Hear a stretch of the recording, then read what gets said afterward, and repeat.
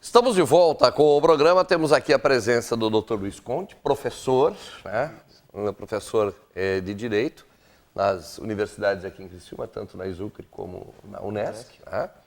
Ele está aqui conosco para nos ajudar a entender um pouco esse julgamento, esse processo com o qual nós convivemos nos últimos dias. Me parece que a partir de agora, com um pouco mais de esperança do brasileiro, quem sabe a gente pensa um pouquinho mais em produtividade, mas esse assunto vai continuar andando no Senado.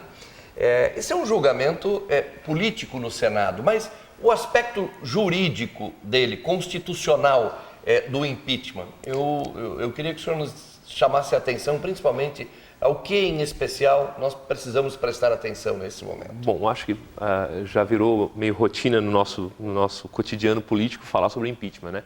Impeachment, na verdade, é um procedimento que existe em todas as repúblicas presidencialistas, né, em que visa se afastar determinadas autoridades, em especial o presidente da República, por crimes de responsabilidade, né, para tentar preservar o Estado, né, acima de tudo.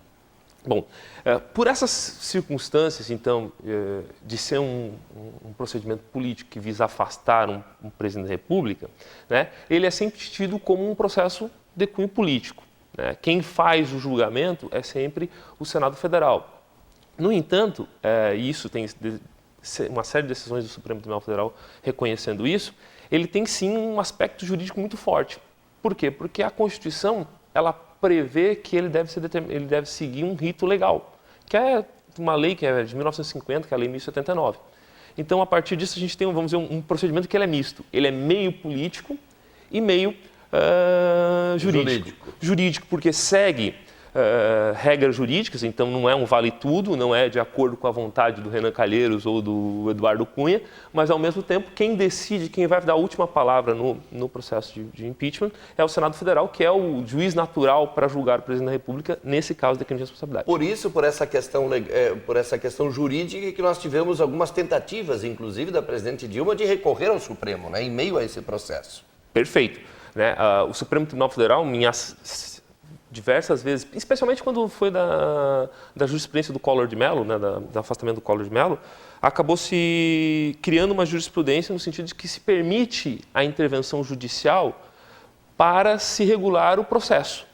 Não o mérito em si, porque o mérito é uma decisão política. Agora, o trâmite do processo ele deve seguir uma forma prevista na lei.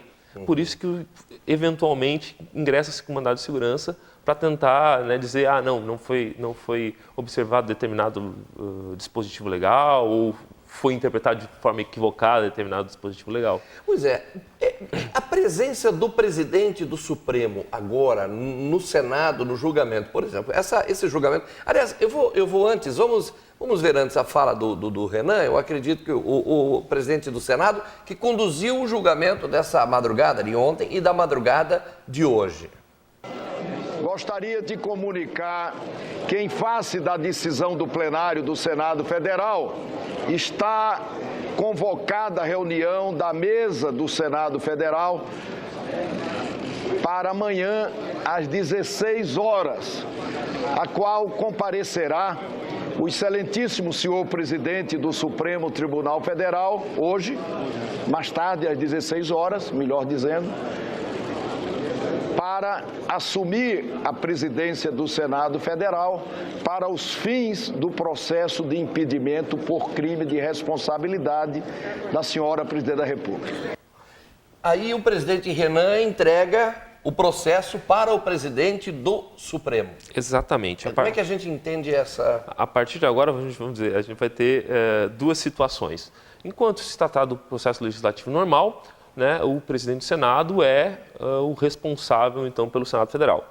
No entanto, quando sempre se tratar de algum assunto referente ao impedimento, ao afastamento do presidente da República, né, esses assuntos serão tratados dentro de uma comissão especial que será presidida sempre pelo presidente do Supremo Tribunal Federal. Né? É aquele caráter jurídico que deve ser dado ao processo de impeachment, né? Visto que é uma coisa muito séria, um meio radical, a última alternativa política. Então, diante disso, o que se quer fazer? O que a Constituição tenta preservar? Vamos botar um jurista lá, né, para que esse jurista ele faça observar a norma legal. Agora, ele não vota, ele não interfere na decisão dos senadores. A decisão de se a presidente da República cometeu ou não cometeu responsabilidade é uma decisão exclusiva dos senadores da República. Agora, não significa dizer que não há mais recurso agora ao Supremo, a presença do Lewandowski lá? Em nenhuma circunstância pode recorrer ao Supremo, como houve na Câmara dos Deputados? Vamos lá. É inafastável dentro do nosso sistema constitucional a possibilidade de tu buscar sempre o Supremo Tribunal Federal. Sempre buscar o Poder Judiciário para que a gente possa discutir questões procedimentais. Né? Então, se daqui a pouco, mesmo sob a presidência do presidente do STF, não tenha sido observada alguma questão regimental ou legal no que diz respeito ao trâmite, obviamente é possível ao presidente da República ingressar ou impetrar um mandado de segurança para desafiar aquela decisão. Né? Então, cabe recurso, sim, no que diz respeito ao trâmite processual. Né? A discussão que se tem, e que tem sido aberta, que ontem o ministro Teori até tentou resolver, é a questão de que o Supremo pode ou não depois rever a decisão do Senado. Né? O Senado cassou. Bom, o Supremo, a Dilma entra com uma ação no Supremo questionando essa decisão. Foi o que se ameaçou, inclusive, agora com o episódio do vice-presidente, quando ele assumiu, né?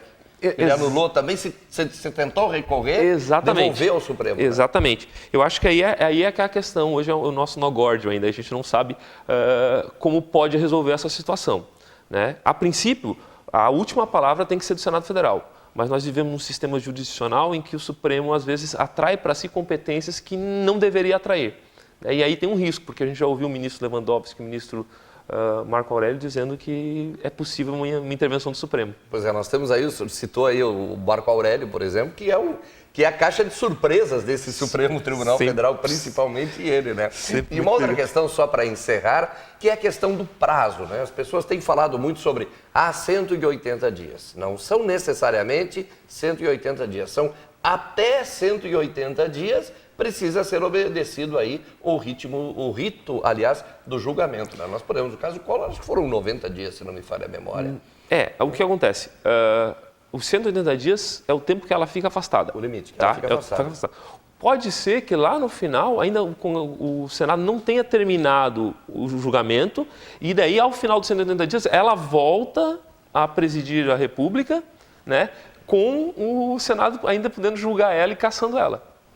Tem essa situação ainda que para causar mais tumulto ainda na vida da gente. A vida real está auxiliando em muitos professores da área constitucional nesse momento. De fato, de fato. Obrigado pela presença aqui. Eu agradeço a oportunidade, irmão.